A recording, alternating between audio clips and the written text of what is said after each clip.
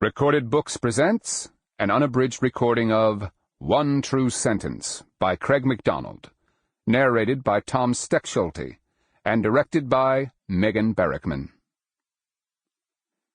The author begins with a quote from Nietzsche. It is the fate of every myth to creep by degrees into the narrow limits of some historical reality, and to be treated by some later generation as a unique fact with historical claims. And now, One True Sentence. Paris, February 1924. Snow falling on the Seine. It was 2:30, and it was quiet as it gets with the heavy falling snow. And Hector was just starting to cross the Pont Neuf, heading home after a long night of riding. He was alone, and cold, and slightly drunk. Icy fog crawled across the river. The lights of the bridge glowed strangely in the fog, not illuminating anything, but instead casting hazy, solitary cones of weak light that receded off into the cold mist. From the other end of the bridge, much farther than Hector could see, he heard a scream, then the sound of the rubbery, thin ice breaking below, water splashing. Hector called, "Hey there!" and began running, his leather soles slipping and sliding on the slick bricks.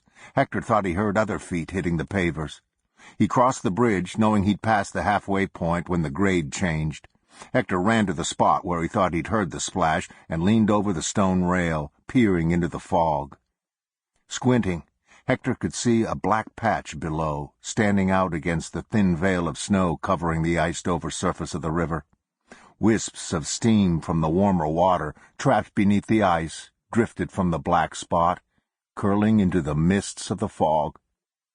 Hector watched a few moments, waiting to see if there was any sign of motion from the hole, but he saw nothing like that.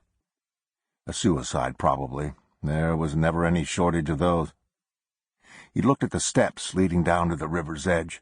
The bridge's lights glowed meanly across the slick steps, and if he got down there without falling, Hector knew he'd still be faced with just that hole in the ice.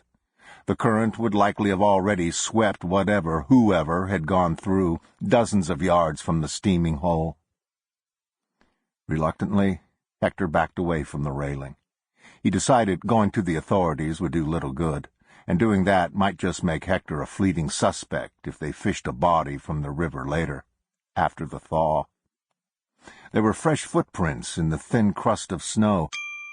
Sample complete. Ready to continue?